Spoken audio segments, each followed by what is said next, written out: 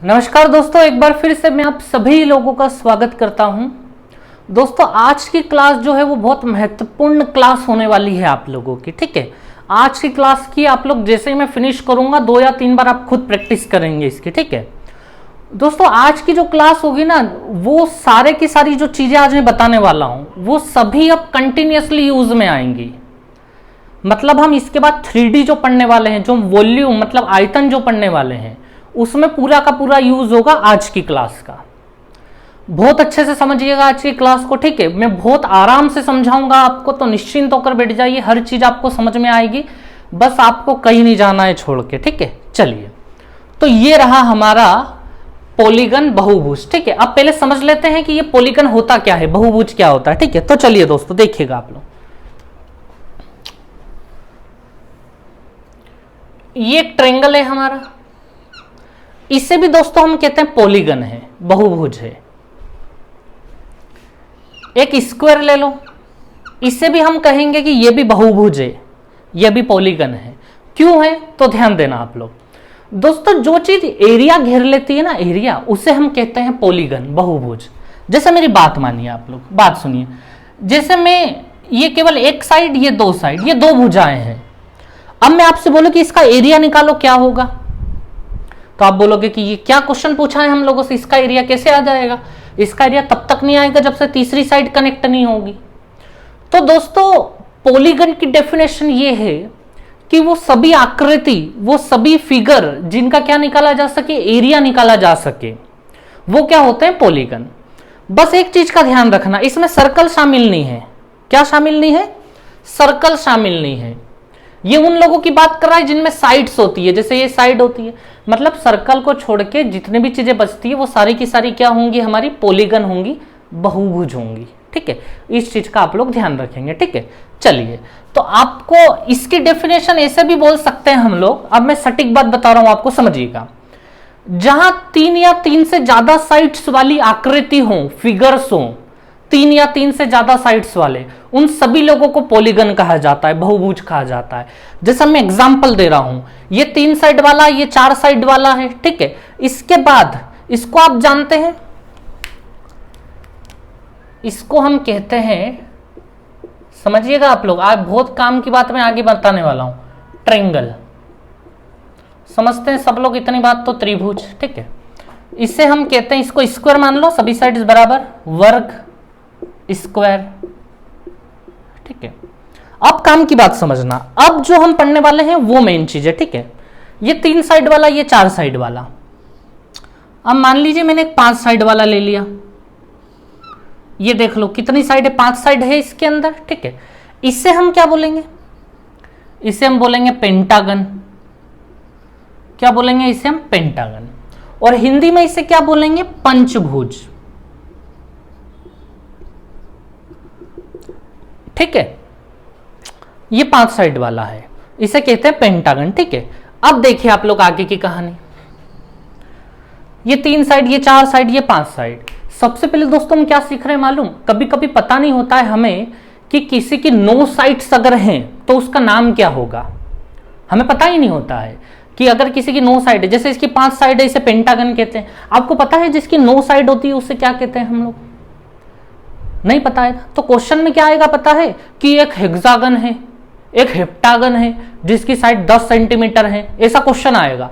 तो हमें अगर ये पता ही नहीं है कि हेप्टागन में साइड कितनी होती है, तो हम क्वेश्चन कैसे करेंगे सोल्व? ठीक है, तो सबसे पहले हमें नाम पता होना चाहिए। 5 साइड वाले को पेंटागन बोलते हैं, पंचभुज बोलते हैं। ठीक है, अब 5 के बाद मैं 6 साइड वाला ले रहा हूं। ये मैंने ले लिया 6 साइड वाला। इसे क्या कहते हैं हम लोग? तो दोस्तों इसे हम लोग कहते हैं हेक्सागन। क्या कहते हैं हम इसे? हेक्सागन। ठीक है, हेक्सागन, या हिंदी में इसे हम लोग कहते हैं षटभुज। क्या कहते हैं हम इसे? षटभुज, षटभुज, षटभुज। ठीक है, अच्छा, इसके बाद जो आता है हमारे पास, ठीक है, समझिएगा आप लोग,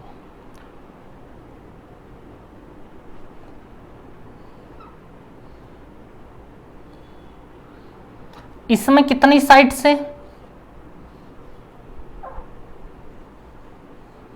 चलिए ये मैंने अच्छे से बना दिया। 1 2 3 4 5 6 और 7, कितनी साइड से इसके अंदर? 7 साइड से, ठीक है। तो इसे क्या कहा जाता है, क्या आपको पता है? जिसमें 7 साइड्स होती हैं उसे क्या कहा जाता है? उसे कहा जाता है हेक्सागन के बाद हेप्टागन। हेप्टागन, ठीक है। हिंदी में क्या कहा जाता है? अच्छा, हिंदी में याद रखना आसान है, 7 साइड मतलब सप्तभुज, ठीक है। जिन लोगों को इंग्लिश में नाम की याद करने की प्रॉब्लम है तो आप चिंता ना करें, हिंदी में भी आता है लिखा हुआ, ठीक है। तो इसे सप्तभुज कहा जाता है, ठीक है। अब मान लो कि 8 साइड वाला आ गया, 1 2 3 4 5 6 7 और ये 8, ठीक है। 8 साइड वाला आ गया, तो इसे क्या कहते हैं हम लोग? इसे कहते हैं दोस्तों हम लोग ओक्टागन। ओक्टागन यानी हिंदी में अष्टभुज। देखो हिंदी में कितना अच्छा नाम है, 8 साइड है तो अष्ट हो गया, अष्टभुज, ठीक है। ये हो गया हमारा अष्टभुज, ठीक है। अब देखिए आगे आप लोग, ये 8 साइड वाला था, अब मेरे को 9 साइड वाला बनाना है, ठीक है। ये 1 2 3 4 5 6 7 8 और ये 9, ठीक है।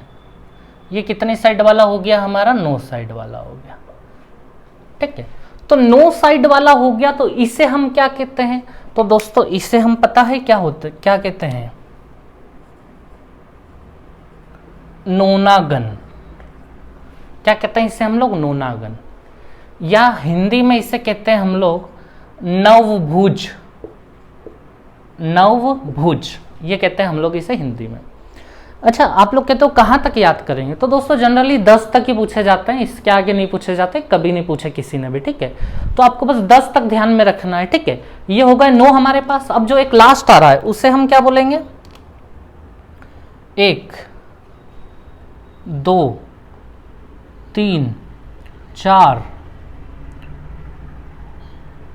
1 मिनट, ये हो गई 2 हमारी, ये हो गई 3 हमारी, ये हो गई 4 हमारी, और ये हो गई हमारी 5 6 7 8 9 और ये 10, ठीक है।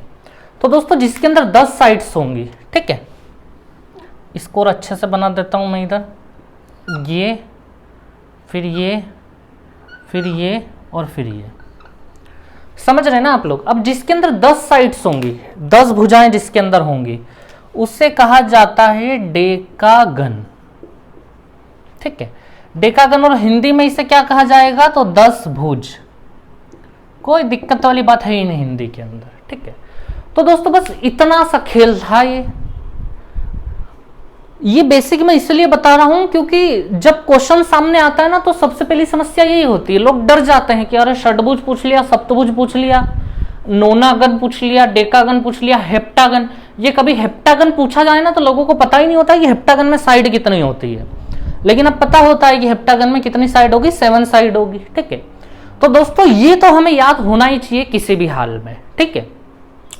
क्वेश्चन करते करते भी याद हो जाएंगे। अगर आपको इनमें से 6-7 लोगों के नाम, ये टोटल 9 लोग हैं, अगर 9 में से 6 के नाम आपको याद हैं तो 3 के अपने आप धीरे धीरे याद हो जाएंगे, इस क्लास खत्म होते होते अपने आप याद हो जाएंगे, ठीक है। तो दोस्तों ये लोग, आप ये चीज आप अच्छे से नोट डाउन कर लें, ठीक है, फिर हम लोग आगे बढ़ेंगे, ठीक है। चलिए, तो वीडियो पोस्ट करके आप लोग नोट डाउन कर रहे होंगे, ठीक है। अब दोस्तों एक काम की बात समझिए, ये सारे पॉलीगन थे, लेकिन आपको पता है क्वेश्चन क्या मिलेंगे?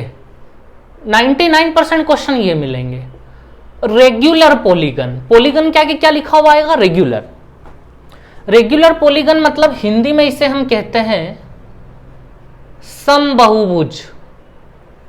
क्या कहते हैं हम हिंदी में इसे? समबहुभुज। बस आगे सम और लग जाता है, समबहुभुज कहते हैं हम लोग।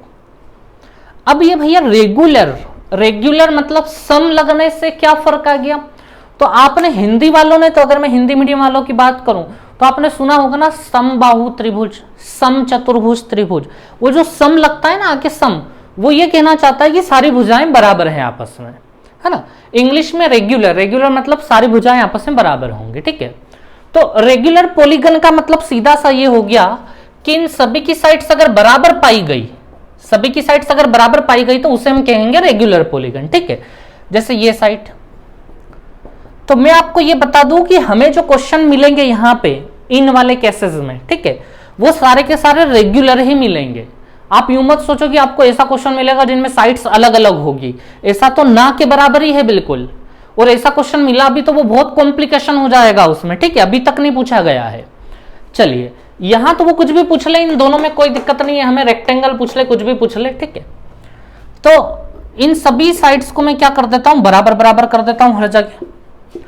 तो आप लोग समझ गए होंगे रेगुलर पॉलीगन का मतलब क्या हो रहा है, सभी साइड्स आपस में बराबर, उसी को कहते हैं हम लोग रेगुलर पॉलीगन समचतुर्भुज, ठीक है। चलिए अब अगली काम की बात समझिएगा। ये जितने भी लोग हैं ना, समझना अच्छे से, ठीक है। ये वाला आदमी, ये वाला आदमी, ये वाला आदमी, 3 4 5, ये 6, ये 7वां, ये 8वां, ठीक है। क्योंकि हम क्षेत्रफल पढ़ रहे हैं, एरिया पढ़ रहे हैं। सवाल ये होगा कि बताओ भैया हेप्टागन का एरिया क्या है। अगर हेप्टागन की साइड 2 सेंटीमीटर है, अगर हेप्टागन की हर एक साइड 2 सेंटीमीटर है तो हेप्टागन का एरिया बताओ। अगर ओक्टागन की हर एक साइड 4 सेंटीमीटर है तो ओक्टागन का एरिया बताओ, क्षेत्रफल बताओ। समझ रहे हैं आप लोग क्वेश्चन क्या होगा।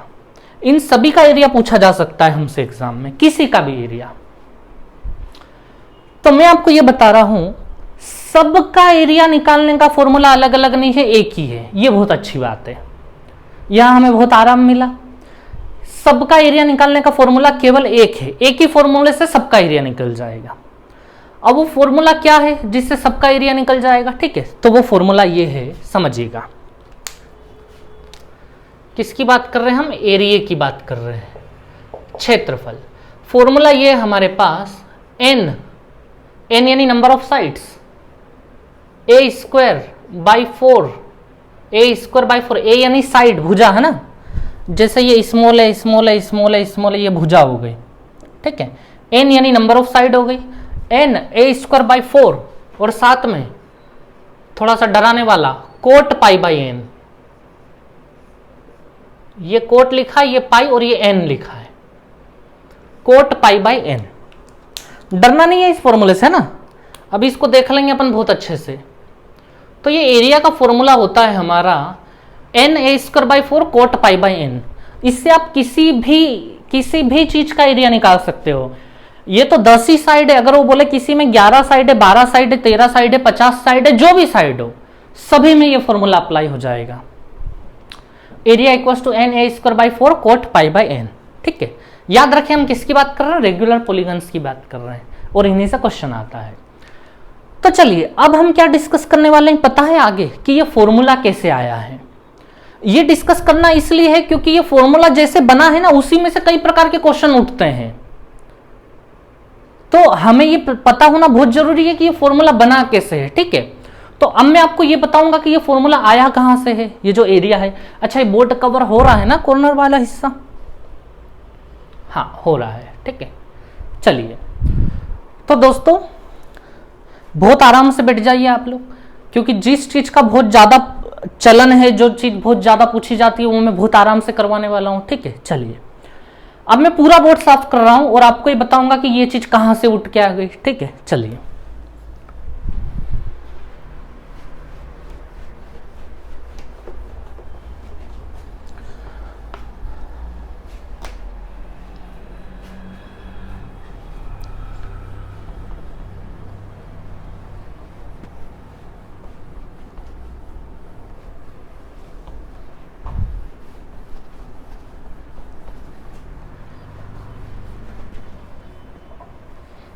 चलिए तो दोस्तों ध्यान देना, ये फॉर्मूला कहां से बना है अब मैं ये बताने वाला हूं। अब देखिए मैं कोई भी एक पॉलीगन उठा लेता हूं, ठीक है, उन सब में से। तो देखिए आप लोग,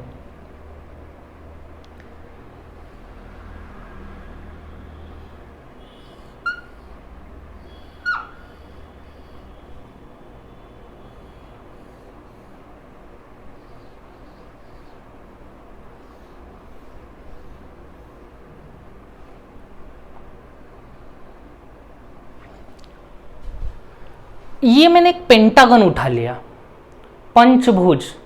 मैंने बोला था ना आपको धीरे धीरे आपको सारे नाम याद हो जाएंगे। ये मैंने एक पेंटागन उठा लिया दोस्तों, पंचभुज उठा लिया। ये एक एग्जाम्पल के तौर पे उठाया, इससे मैं आपको प्रूफ करूंगा कि ये फॉर्मूला कैसे आया है, ठीक है। चलिए, तो याद रखना मेरी लिमिटेशन सिर्फ पंचभुज पे टिकी हुई नहीं है, यानी सिर्फ पेंटागन को बेस नहीं बनाऊंगा, मैं सारे को ही बेस बनाऊंगा, ठीक है। समझिए आप लोग, एक मिनट देखिए, ये पेंटागन है, मैं क्या कर रहा हूं, इसके ऊपर से एक सर्कल ले जा रहा हूं।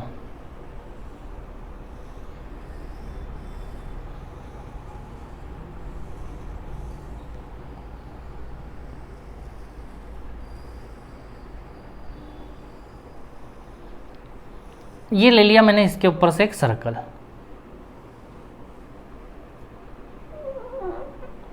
ठीक है। अब आप लोग समझना अगली बात मेरी, ठीक है।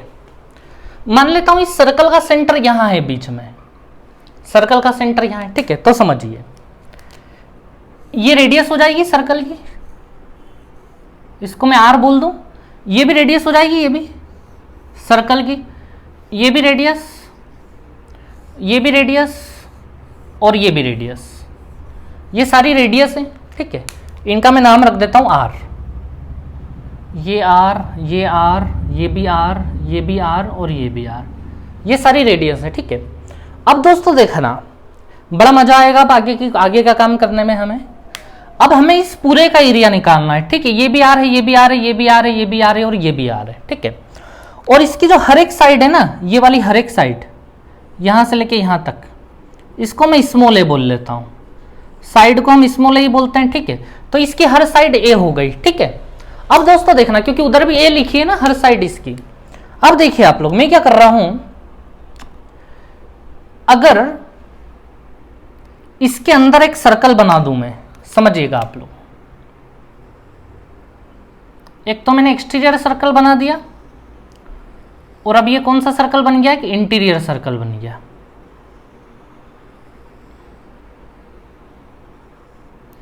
डरना नहीं है, बड़ा मजा आएगा, ठीक है। मेरी गारंटी है आपको बहुत अच्छा लगेगा अभी थोड़ी देर में, क्योंकि तुरंत आंसर आ चुका होगा हमारा। देखिए आप लोग, अब दोस्तों मेरी बात अच्छे से समझना, ये सर्कल को देखिए, सर्कल को अगर मैं यहां से सेंटर से यहां एक लाइन लाता हूं जहां पे ये टेंजेंट जा रहा है, स्पर्श रेखा, तो वहां पे 90 डिग्री का एंगल बनेगा। टेंजेंट पे हमेशा 90 डिग्री का एंगल बनता है या नहीं बनता है। और ये जो लाइन है ना ब्लैक वाली, ये एक्चुअल में इस सर्कल की रेडियस है या नहीं, सर्कल के सेंटर से लेके यहां तक ये, तो इसको मैं स्मॉल आर नाम दे दूं, स्मॉल आर, ये हो गया मेरा स्मॉल आर, ठीक है। इतनी बात समझ में आ गई आपको, ये हो गया हमारा स्मॉल आर। अब देखिए आप लोग आगे का काम, ठीक है। अब काम खत्म हो गया बस इस क्वेश्चन का, समझना आप लोग। दोस्तों क्या आप मुझे ईस्ट ट्रायंगल का एरिया निकाल के दे सकते हो क्या, ईस्ट ट्रायंगल का एरिया कितना होगा, समझिएगा आप लोग। एरिया की बात चल रही है, किसकी बात चल रही है, एरिया। इस ट्रायंगल का एरिया कितना होगा तो वो आप मुझे निकाल के दे सकते हो, 1/2 बेस इंटू हाइट। बेस इसका ये रहा स्मॉल है और हाइट ये रही आर, तो आप तुरंत बोल दोगे 1/2 a इंटू आर, ये हो गया इसका एरिया। अब दोस्तों मुझे बताओ, अगर इसका एरिया 1/2 a इंटू आर है तो इसका भी एरिया सेम होगा 1/2 a इंटू आर। इस ट्रायंगल का भी सेम होगा, इस ट्रायंगल का भी सेम होगा, इस ट्रायंगल का एरिया भी सेम होगा, इस ट्रायंगल का एरिया भी सेम होगा। सभी के बेस स्मॉल है, स्मॉल है, स्मॉल है, स्मॉल है होंगे। तो मुझे बताओ, क्या आपने इस पूरे पेंटागन का एरिया निकाल दिया क्या, पूरे के पूरे पेंटागन पंचभुज का? ये पेंटागन का एक हिस्सा था, ये पेंटागन का दूसरा हिस्सा, ये तीसरा हिस्सा, ये चौथा हिस्सा और ये पांचवा हिस्सा। टोटल ऐसे 5 है। अगर एक का एरिया ये आया है 1/2 a इंटू आर, तो मुझे बताओ ये 5 लोग हैं, तो इसमें कितने गुना कर दूं मैं, 5 गुना कर दूं, यहां पे कर दूं 5 गुना, तो पूरा ये पेंटागन आ जाएगा या नहीं आ जाएगा, बताओ मुझे आप लोग। आ गया पूरा पेंटागन हमारे पास, ठीक है। अब दोस्तों मेरी एक बात समझना, क्योंकि मैंने आपको पहले ही बोला था कि मैं केवल पेंटागन के लिए काम नहीं कर रहा हूं, मैं सारी दुनिया के लिए काम कर रहा हूं, ठीक है। तो मैं यहां क्या कर रहा हूं, 5 नहीं लिखूंगा मैं यहां क्या लिखूंगा पता है, मैं यहां n लिखूंगा। 5 की जगह मैं क्या लिख रहा हूं, n लिख रहा हूं, नंबर ऑफ साइड्स। क्योंकि 5 ट्रायंगल अगर बन रहे हैं तो साइड भी 5 ही होगी। ये देखिए ना, 1 2 3 4 5 साइड है तो ट्रायंगल भी 5 ही बनेंगे। ठीक है, तो मैंने 5 गुना करा था, उसकी जगह मैंने n गुना कर दिया, क्योंकि जब हेक्सागन होगा 6 साइड वाला जब होगा तो उसमें हम n की जगह 6 डाल देंगे। 7 साइड वाला होगा तो हम n की जगह 7 डाल देंगे। आया समझ में आप लोगों को?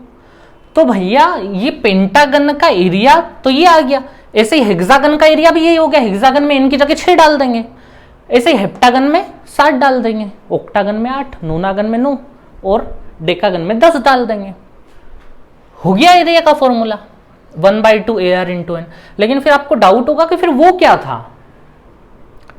अब आप लोग समझना, एक्चुअल में आप कहीं भी देखेंगे ना तो आपको पॉलीगन के कई सारे फॉर्मूले मिलेंगे और वो लोग गलत नहीं है। ठीक है, सिचुएशन के हिसाब से बनाए हैं। ठीक है, सबसे ज्यादा वो क्यों चलता है, क्योंकि देखिए मान लीजिए आपसे क्वेश्चन ये पूछा है, बहुत आराम से समझ रहे हैं हम लोग। आपसे क्वेश्चन ये पूछा है कि एक हेक्सागन है जिसकी साइड जो है ना, भुजा जो है ना वो 10 सेंटीमीटर है, तो बताओ उसका एरिया क्या होगा। बस ये क्वेश्चन पूछा है आप लोगों से, एरिया बराबर क्वेश्चन मार्क, क्षेत्रफल क्या होगा। हेक्सागन मतलब षटभुज 6 भुजाओं वाला, जिसकी प्रत्येक भुजा 10 सेंटीमीटर है, तो बताओ एरिया क्या होगा, क्षेत्रफल क्या होगा। अब मुझे बताओ, ये डेटा लेके आप यहां आए, इस फॉर्मूले में लगाने लगे। ए यानी साइड, वो हमें 10 दी गई है, कोई दिक्कत नहीं है, एक की जगह 10 रख देंगे। आर की जगह क्या रखोगे, आर कुछ दिया है क्या हमें कि हेप्टागन की इन रेडियस क्या थी, ये स्मॉल आर, इसकी लेंथ दी है क्या, इन रेडियस अंतर त्रिज्या, ये तो हमारे पास है ही नहीं। फिर क्या करेंगे हम लोग, अच्छा एन तो चलो फिर भी डाल लेंगे कि हेक्सागन है तो 6 साइड है तो 6 डाल लेंगे यहाँ पे, आर की जगह क्या डालेंगे हम लोग। अब एक काम करो, ये फॉर्मूला लेके वहां चलो, तो वहां तो आर नाम की कोई चीज है ही नहीं, वहां पे तो एन है, तो एन की जगह तो 6 आ जाएगा, हेक्सागन है, और ए की जगह कितना आ जाएगा, 10 आ जाएगा। कोई दिक्कत नहीं है, बड़ी आसानी से आंसर आ जाएगा उसका। समझ पा रहे हैं आप लोग? तो वो फॉर्मूले में केवल आपको एक चीज लानी है कि उसकी बस साइड पता होनी चाहिए बस आपको, और आपका काम हो जाएगा। लेकिन इस फॉर्मूले में आपको साइड भी पता होनी चाहिए, है ना, और साथ में उसकी रेडियस भी पता होनी चाहिए। तो फिर वो फॉर्मूला आया कहां से? तो आप लोग अगर देख रहे हैं तो हम अब ऐसा कुछ चाह रहे हैं, ऐसा कुछ बनाना चाह रहे हैं कि ये आर का काम हो ही नहीं, ये आर हट जाए, यानी इस आर को इलिमिनेट करो, इस आर को हटाओ। आप लोग एक ऐसा फॉर्मूला तैयार करो कि उसमें ये आर का नामो निशान ही नहीं हो, यानी आर को आप ए के फॉर्म में कन्वर्ट कर दो। क्या आर की वैल्यू ए के फॉर्म में पॉसिबल है? अगर आर की वैल्यू ए के फॉर्म में पॉसिबल है तो ए की आर की वैल्यू यहां रख देंगे ए के फॉर्म में हम लोग, और पूरा ए के फॉर्म में एक फॉर्मूला बन जाएगा। तो देखिए आप लोग समझिएगा, आप लोग आर की वैल्यू ए के फॉर्म में कैसे पॉसिबल है तो समझना आप लोग। ये जो ट्रायंगल था ना दोस्तों, ये ट्रायंगल समझ रहे हैं आप लोग, ये मैं इधर ले लेता हूं 2 मिनट के लिए, ये भी आर, ये भी आर, ठीक है, और ये ब्लैक लाइन यहां पे 90 डिग्री डल रहा है, ठीक है, और इसकी वैल्यू है हमारे पास आर, और ये पूरा यहां से लेके यहां तक है हमारे पास ए। यही कहानी है। देखिए मैंने पहले बोला था बहुत आराम से समझाऊंगा मैं, ठीक है, संयम रखें आप लोग, ठीक है। चलिए अब हमारा पर्पस ये है कि किसी भी हाल में इस आर को इलिमिनेट करें हम लोग, क्योंकि हमारे पास क्वेश्चन इस प्रकार के ज्यादा पूछे जाएंगे, है ना, ये इन रेडियस बहुत कम केस में दी जाएगी, ठीक है। तो अब ये आर को कैसे हटाया जाए, तो देखिए आप लोग आर को यहां से हम लोग हटा देंगे। कैसे हटा देंगे आप लोग अच्छे से समझना, ठीक है दोस्तों। पहली बात, ये वाला एंगल, ये वाला एंगल 3, इधर ये 4 और इधर एक ये 5, 1 2 3 4 5, क्या ये तीनों के तीनों एंगल बराबर होंगे? 3 नहीं, पांचों के पांचों एंगल बराबर होंगे, बिल्कुल बराबर होंगे। पांचों के पांचों ही ट्रायंगल एक जैसे हैं। देखिए आर आर आर आर, और ये साइड भी बराबर है, स्मॉल है स्मॉल है, ये सभी ट्रायंगल तो ऐसे ही हैं, आर आर और ए, साइड्स बिल्कुल बराबर है सभी की, सभी एक जैसे हैं, तो सभी के ये वाले एंगल भी बराबर होंगे, ये ऊपर वाले एंगल। तो समझ रहे हो आप लोग, ये पांचों के पांचों एंगल बराबर होंगे क्योंकि वो तो एक ही जैसे ट्रायंगल है सबके सब, सारी भुजाएं बराबर हैं तो सारे एंगल तो बराबर होंगे ही सही फिर, ठीक है। तो ये बात तो हमने समझ ली कि इसका हर एक एंगल बराबर होगा, ठीक है। अब दोस्तों अगली बात समझना, क्या आप मुझे बता पाएंगे कि इसका हर एक एंगल कितने का होगा? अगर मैं सवाल पूछ लूं कि ये एक एंगल कितने का होगा, तो देखो आप लोग बहुत अच्छे से बता देंगे। हमें पता है ये पूरा सर्कल कितने का है, 360 का है, 360 का। 360 का ये टोटल हिस्सा है, ये 360 का। और 360 के अब कितने हिस्से होंगे, बराबर बराबर 5 हिस्से होंगे। तो एक हिस्सा निकालना है तो 5 से भाग दे दो, तो एक हिस्सा कितने का आ जाएगा, 72 डिग्री का आ जाएगा एक हिस्सा। ठीक है, 360 को 5 बराबर हिस्से में बांट देंगे तो एक हिस्सा 72 डिग्री का आ जाएगा। लेकिन मुझे बताओ ये 72 डिग्री जब आएगा जब ये पेंटागन है। अगर हेक्सागन हुआ तो यहां 6 डलेगा, डलेगा या नहीं डलेगा। अगर हेप्टागन हुआ तो यहां 7 डलेगा। और हमारा पर्पस ये है कि हम केवल पेंटागन के लिए काम करने नहीं आए यहां पे, हम सारी दुनिया के लिए काम करने आए हैं। ठीक है, तो हम क्या करेंगे, ये 360/5 नहीं, 360 के नीचे क्या डाल लेंगे हम, n डाल लेंगे, नंबर ऑफ साइड्स, क्योंकि हम फॉर्मूला क्रिएट कर रहे हैं। पेंटागन, केवल पेंटागन होता तो हम यहाँ n की जगह 5 डाल लेते तो हर एक एंगल आ जाता हमारे पास। लेकिन हम पेंटागन की बात नहीं कर रहे हैं, हम सारी दुनिया को समेट के चल रहे हैं। पेंटागन, हेक्सागन, ऑक्टागन, हेप्टागन, एंटागन जो भी आ जाए सबकी बात कर रहे हैं हम लोग। ये समझ में आया कि हर एक एंगल 360/n का कैसे हो गया। ठीक है, नंबर ऑफ साइड जितनी होगी उतने यहाँ पे एंगल होंगे। ठीक है, 1 2 3 4 5 साइड है तो देख लो 5 एंगल होंगे यहाँ पे, ये 5 एंगल है। तो हर एक एंगल कितने का होगा, 360/n का होगा। ये जो छोटी छोटी चीज ना, इन्हीं में से क्वेश्चन पूछे जाएंगे। ठीक है, अभी मैं आगे आपको क्वेश्चन कराऊंगा। अभी हम पहली बार में पढ़ रहे हैं तो हमें याद रखना, बहुत बड़ा ये चीज लगेगा लेकिन बहुत आराम से समझाऊंगा मैं। जैसे क्लास खत्म होगी 2-3 बार प्रैक्टिस करेंगे आप लोग, फिर अगली क्लासेस में आपको बहुत मजा आने लगेगा। विश्वास रखें आप लोग, बहुत मजा आएगा। ठीक है, चलिए तो दोस्तों ये वाला जो एंगल होगा ये कितना होगा, 360/n होगा। ठीक है, ऐसे ही हर एक एंगल 360/n। तो समझिएगा अब आप लोग, ये वाला जो एंगल होगा ना, ये वाला एंगल ये भी 360/n का होगा। ये पूरा का पूरा 360/n है, पूरा का पूरा ये एंगल ये कितना है, 360/n है ये वाला भी। ठीक है, अब दोस्तों समझना मेरी बात को अच्छे से, काम की बात अब आ रही है।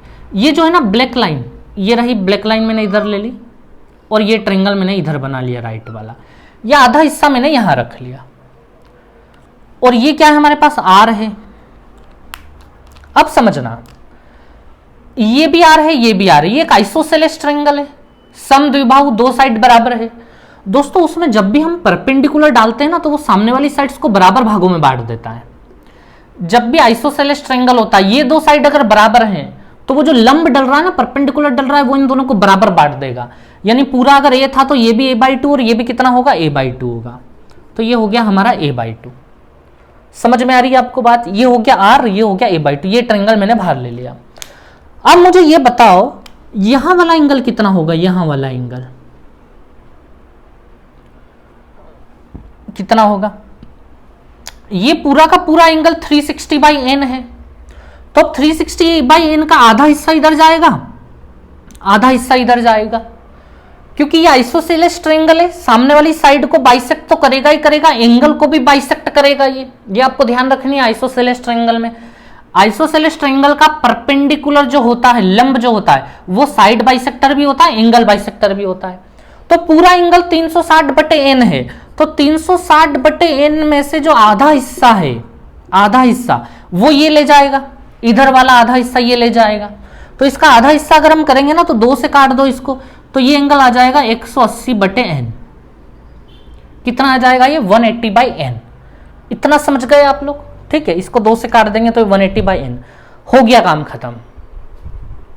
वो जो 180/n एक दिख रहा है ना वहां पे फॉर्मूले में, 180 यानी π/n, वो यहीं से निकला हुआ है। ठीक है, तो चलिए हमारा पर्पस ये था, मैं ये जो इतनी बात मैं आपको बताया हूं अभी, इससे हमारे कई सारे बेसिक भी क्लियर हो गए हैं। और दूसरी चीज कि हम यहां से आर को हटाना चाह रहे थे, हम चाह रहे थे कि ये आर है ना ए के फॉर्म में आ जाए, कुछ ना कुछ आर किस फॉर्म में आ जाए, ए के फॉर्म में आ जाए। तो देखिए आप लोग, अब क्योंकि ये एक राइट एंगल ट्रायंगल बन गया है हमारा, क्या बन गया, ये एक राइट एंगल ट्रायंगल। ठीक है, तो अब ये जो आर है ना, इसको हम ए के फॉर्म में लाएंगे। कैसे लाएंगे, ध्यान देना। आप लोगों ने पढ़ा है tan थीटा बराबर क्या होता है, लाल बटे कक्का पढ़ा है, लाल बटे कक्का, पंडित बद्री प्रसाद हर हर भोले। ठीक है, थोड़ा सा ट्रिग्नोमेट्री का यूज है, ज्यादा नहीं है। तो tan थीटा, थीटा मतलब ये वाला एंगल, ये वाला एंगल कितना है हमारे पास, 180/n। इक्वल्स टू क्या होता है मुझे बताएंगे आप लोग? लंब बटे आधार होता है, परपेंडिकुलर अपॉन बेस। ऊपर परपेंडिकुलर होगा, ऊपर लंब होगा, ठीक है। तो मुझे ये बताएं, ये वाला एंगल यूज हो रहा है तो लंब कौन होगा, परपेंडिकुलर कौन होगा? अगर इस एंगल की बात करेंगे तो इसके सामने वाली साइड होती है परपेंडिकुलर लंब, ठीक है। चलिए, ये हो गया हमारा a/2 लंब, और बटे में क्या चल रहा है, r। अगर ये लंब है तो ये आधार हो जाएगा, ये परपेंडिकुलर है तो ये बेस हो जाएगा हमारा। अब दोस्तों हमें चाहिए था, याद रखना पर्पस, r की वैल्यू a के फॉर्म में चाहिए थी। इस r को मैं इधर ले लूं, r को मैंने मान लीजिए इधर ले लिया, तो इधर a/2 तो है ही सही, और ये टेन थीटा मान लो इसको, ये टेन थीटा नीचे गया होगा, नीचे से फिर जब ये टेन ऊपर आएगा तो टेन किसमें बदल जाएगा, कोट में। और ये 180 को मैं 180 या पाई कुछ भी लिख लेते हैं, पाई लिख लेते हैं, ठीक है, क्योंकि वो फॉर्मूले में पाई लिखा हुआ है। तो ये हो गया हमारा कोट π/n। ये किसकी वैल्यू आ गई, हमारी r की वैल्यू,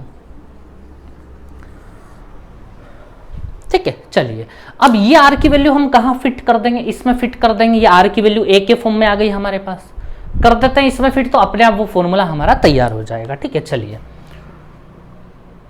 एरिया इक्वल्स टू 1/2, ए ये रहा, r की वैल्यू ये पूरी की पूरी a/2 कोट π/n, और एक n आगे भी चल रहा है फिर, तो इसको थोड़ा सा आप शॉर्ट बनाएंगे तो ये वही बन जाएगा। देखिए a और a हो गया a², और ये n बाहर चल रहा है, ये रहा n, और ये नीचे कोट π/n तो चल ही रहा है, और ये 2 जब 4 भी हो गया यहाँ पे, तो ये एरिया हो गया। फाइनली मैं यही लिख देता हूँ, ये n को मैं आगे ले लेता हूँ, a और a² हो गया, a²/4 और कोट π/n। ये हुए हमारे सारे दुनिया के जितने भी रेगुलर पॉलीगन्स हैं उन सभी का एरिया निकाल देगा ये। n नंबर ऑफ साइड्स, कितनी साइडों वाला पॉलीगन है, a यानी कि उस भुजा की लंबाई क्या है, ठीक है, बस। और पाई और n तो जानते ही हैं आप लोग फिर। तो ये हमारा फाइनली फॉर्मूला निकला है एरिया निकालने का, किसका एरिया, पॉलीगन का, ठीक है, रेगुलर पॉलीगन का, ठीक है।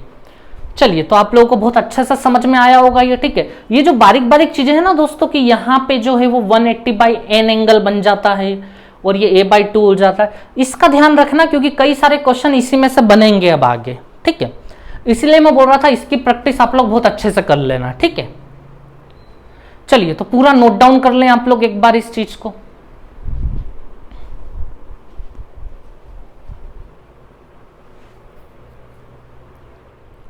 चलिए, तो दोस्तों नोट हुआ होगा आपका पूरा ये क्वेश्चन, ये साफ कर रहा हूं मैं बोर्ड।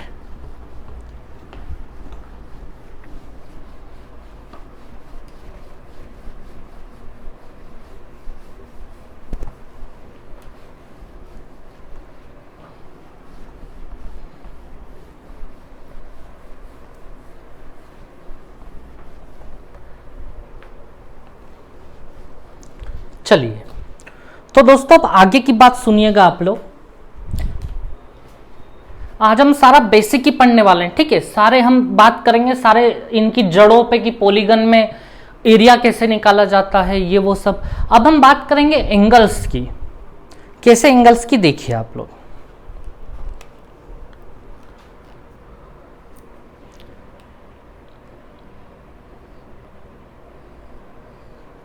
एक कोई भी हमने ऐसा चतुर्भुज ले लिया, क्वाड्रिलेटरल ले लिया, ठीक है, मतलब 4 भुजाओं वाला ले लिया,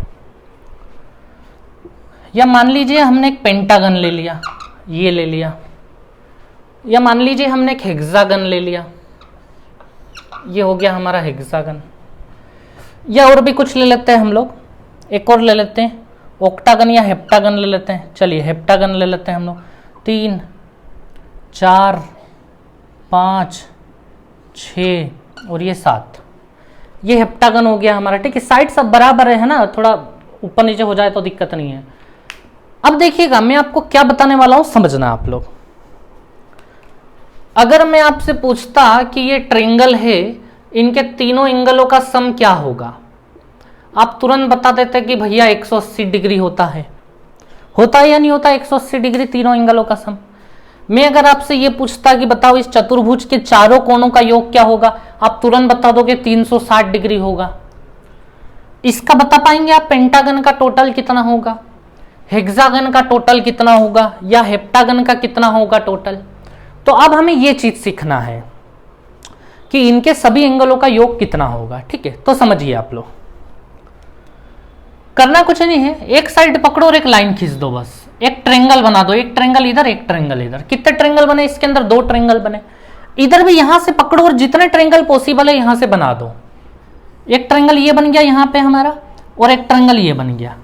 ठीक है, अब देखिए यहां से, यहां भी देखो आप लोग, एक ट्रेंगल ऐसा बन जाएगा यहां पे, ये एक ट्रेंगल ऐसा बन जाएगा ये, और एक ट्रेंगल ऐसा बन जाएगा ये। ठीक है, ये ऐसे बन गए, या फिर इनको डायगोनल बोल लो, विकर्ण बोल लो आप लोग।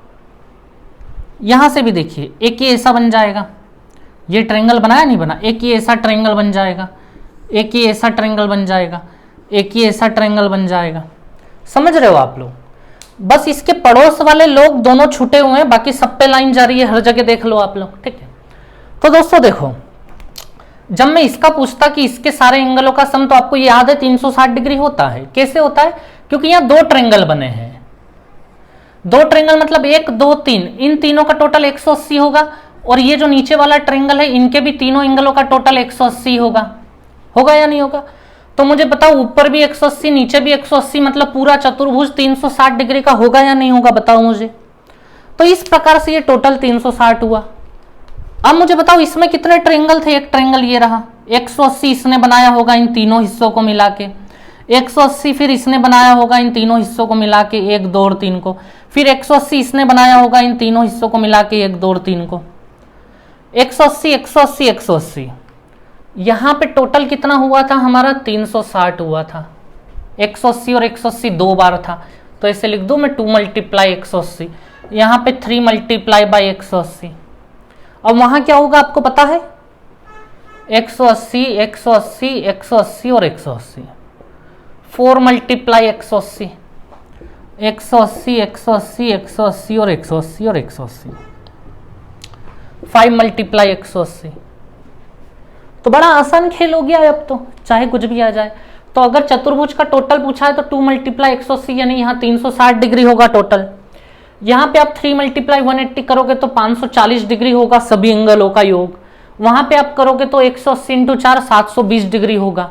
यहाँ पे 180 इंटू 5 900 डिग्री होगा टोटल योग। ठीक है, अब समझना, अब जब भी ऐसा आए तो सीधा सीधा निकालने का एक फॉर्मूला बन गया है। क्या बन गया है? देखिए, 180 तो फिक्स है, हर जगह आ ही रहा है, 180 तो हर जगह आ ही रहा है। तो मल्टीप्लाई में मैं 180 तो लिख ही लूं कि ये तो हर बार आपको लिखना ही है, चाहे कोई भी गन आ जाए, पेंटागन हेक्सागन कुछ भी आ जाए। यहां हर बार बदलाव हो रहा है, एक बार 2 था, एक बार 3 था, एक बार 4 आया, एक बार 5 आया। ये पता है कैसे आ रहे हैं आप लोग? समझिएगा, इसमें 5 साइड थी, 5 साइड थी ना इसमें से, तो 5 में से 2 कम करके यहां 3 लिखा हुआ है। कितना कम किया हुआ है? 2 कम किया हुआ है। समझना आप लोग, यहां भी आप लोग देखो, यहां कितनी साइड है? 4 साइड है, तो 4 में से यहां भी 2 कम करके इन्होंने 2 लिखा है। यहां कितनी साइड है? 1 2 3 4 5 6, 6 साइड है, तो 6 में से 2 कम करके इन्होंने कितना लिखा हुआ है? 4 लिखा हुआ है। हर जगह कितना कम हो रहा है? 2 कम हो रहा है। इसमें कितनी साइड थी? 1 2 3 4 5 6 और 7, 7 में से 2 कम करके ये 5 लिखा हुआ है। समझ आ रहा है आपको?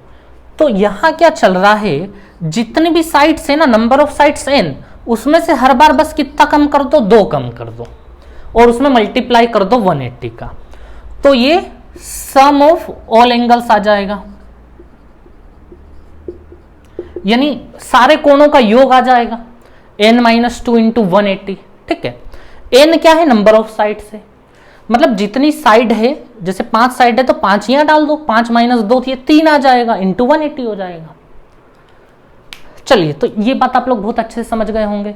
तो या तो आप एज अ फॉर्मूला ध्यान में रख लें, या आपको ये कहानी तो पता लगी गई है कि कैसे करेंगे हम लोग चीजों को। ठीक है, चलिए, अब अगर मैं आपसे पूछ लूं, जैसे देखिए आप लोग, ये तो आप लोग नोट डाउन कर ही लें पहले।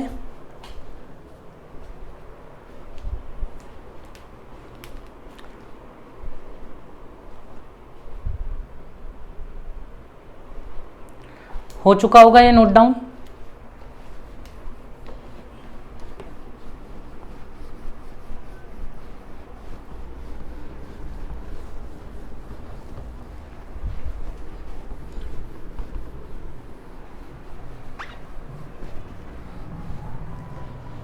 अब देखिए आप लोग, अब क्या होगा ध्यान रखना हमारे पास। जैसे एक हेक्सागन है हमारे पास, जिसमें स्पेशली बताया गया है कि वो कौन सा हेक्सागन है, रेगुलर हेक्सागन है। रेगुलर हेक्सागन का मतलब सारी साइड्स बराबर आपस में, ये वाली साइड भी स्मॉल है, ये वाली साइड भी स्मॉल है, स्मॉल है, स्मॉल है, स्मॉल है और स्मॉल है। जैसे इक्विलेटरल ट्रायंगल होता है ना, स्मॉल है, स्मॉल है, स्मॉल है, और हर एक एंगल आपको पता है ना 60 60 60 होता है, ठीक है। अगर मैं आपसे पूछूं कि इसके सारे एंगलों का टोटल क्या होगा, आप तुरंत बता दोगे। आपने अभी अभी एक याद कर लिया है कि सभी एंगलों का टोटल निकालना है तो n-2 इंटू 180 कर देंगे अपन। n यानी इसमें कितनी साइड है, 1 2 3 4 5 6, 6 डाल दो यहाँ तो 6 माइनस 2 4 इंटू 180, यानी टोटल कितना हो गया, 720 डिग्री हो गया। सभी को मिला के 1 2 3 4 5 और 6 सभी को मिला के कितना हो गया, 720 डिग्री हो गया। अब आप एक बात सुनना, जितने भी रेगुलर यानी समबहुभुज हैं, पॉलीगन्स हैं, उनकी साइडें अगर बराबर होती है तो उनके एंगल भी बराबर होते हैं, ये बात ध्यान में रखनी है। कोई भी रेगुलर पॉलीगन है, मतलब कोई भी पॉलीगन है जिसकी साइड्स अगर बराबर हैं तो उसके एंगल भी बराबर होंगे, ये बात आपको ध्यान में रखनी है, ठीक है। चलिए तो ध्यान देना, क्या आप मुझे ये बता सकते हैं कि ये एक एंगल कितने का होगा। एंगल तो सारे बराबर होंगे ये हमें पता है, लेकिन एक एंगल कितने का होगा ये बता सकते हैं आप मुझे। तो कोई दिक्कत नहीं, अगर आपको टोटल पता है कि 720 हो रहा है, टोटल कितना हो रहा है 720, कितने एंगलों का टोटल है, ये 6 एंगलों का टोटल है। तो एक एंगल, वन एंगल अगर हमें निकालना है कि एक एंगल कितने का होगा या ईच एंगल कितने का होता, तो 720 में 6 से भाग दे दूं मैं, एक एंगल आ जाएगा या नहीं आ जाएगा। ये 6 एंगलों का टोटल था तो एक एंगल का टोटल ऐसे आ जाएगा, 120 डिग्री का हो गया एक एंगल हमारा। समझ गए आप लोग। जनरली इसी में अगर आप n लगा लेंगे नीचे तो वो एक एंगल निकालने का फॉर्मूला हो जाएगा। ये आप लोग ऐसे ध्यान में रखें इस चीज को। सभी का टोटल 720 डिग्री हो रहा है और एक का चाहिए तो 6 से भाग दे दो तो 120, यानी कि हर एक एंगल 120 120, ये होगा हर एक एंगल 120, ठीक है। चलिए दोस्तों, तो समझ गए आप लोग इस बात को भी बहुत अच्छे से, ठीक है। चलिए अब आगे देखते हैं हम लोग। तो ये तो हो गए सारे इंटरनल एंगल हमारे, कौन से एंगल हो गए, इंटरनल, अंदर वाले एंगल हो गए, ठीक है। अब हम बात करेंगे एक्सटर्नल की, बाह्य कोण की बात करेंगे थोड़ी सी, ठीक है। देखिए आप लोग, बहुत बड़ी चीज नहीं, आप लोग समझ रहे ना, बस एक छोटी सी चीज है, n-2 इंटू 180 कर दो, या आपको मैंने बताया ऐसे ऐसे लाइन खींच लो और गिन लो 180 कितनी बार है।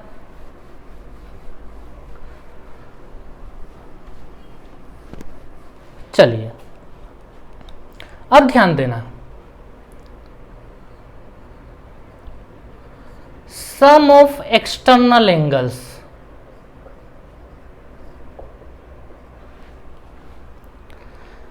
जैसे मान लीजिए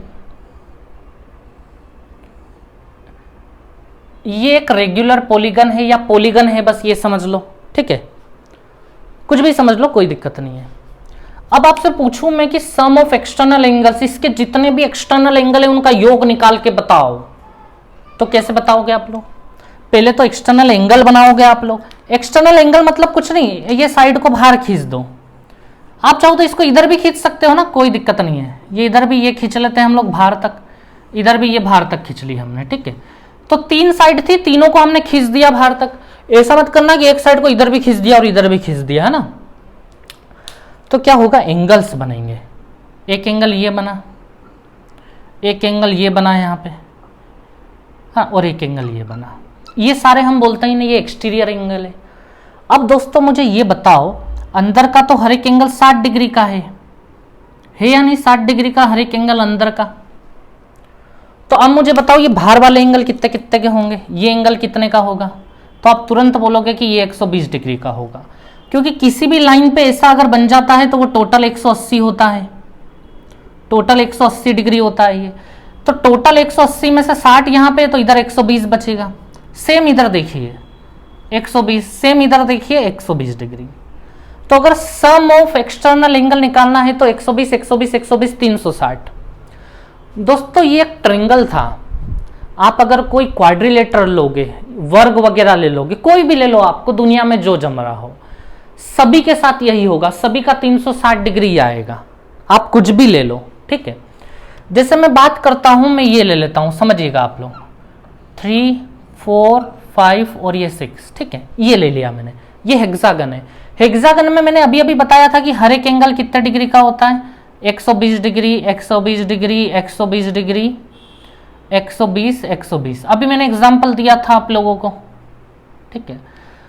अब देखिए इसकी 6 साइड है तो एक्सटीरियर एंगल भी 6 होंगे इसमें।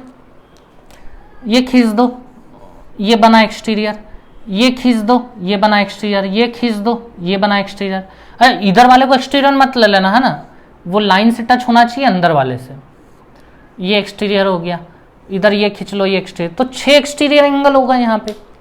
अब हर एक एंगल आप देखोगे ना, ये भी 60 का, ये भी 60 का, क्योंकि टोटल 180 की लाइन होती है, 120 इधर चलेगा, ये भी 60, ये भी 60, ये भी 60, ये भी 60। 1, 2, 3, 4, 5, 6 बार 60, तो यहां भी 360 डिग्री होगा टोटल। यहां पे कितना डिग्री था, 360 डिग्री होगा टोटल। कहीं भी चले जाओ हमेशा कितना डिग्री होगा, वो 360 डिग्री होगा, चाहे रेगुलर हो या नहीं हो, कुछ भी हो, हमेशा वो 360 डिग्री होगा, ठीक है। तो एक बात तो समझ में आ गई हमें कि sum of external angles always 360 degree, हमेशा 360 डिग्री होगा। अगर आपको एक एंगल निकालना है, अब ये था सम ऑफ एक्सटर्नल एंगल्स, अगर आपको निकालना है कि ईच एक्सटर्नल एंगल, ये आपको समझ में आया कितना आसान काम है ये। इसको ध्यान में रख लेते हैं बस, 360 डिग्री। उसमें तो पिछले वाले में जो इंटरनल एंगल निकालना था, इंटरनल एंगल का टोटल अभी 720 आया था ना, वो फॉर्मूले से आया था n-2 × 180।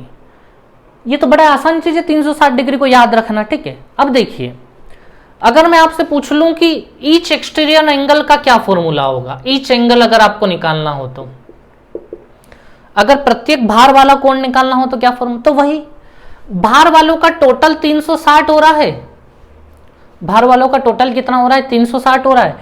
अच्छा, जैसे यहां पे देखिए, यहां 3 साइड थी, 3 साइड है तो 3 एक्सटीरियर एंगल बने होंगे, तो 360 डिग्री में 3 से भाग दे देंगे तो हर एक एंगल आ जाएगा या नहीं आ जाएगा, 120 डिग्री हो गया हर एक एंगल।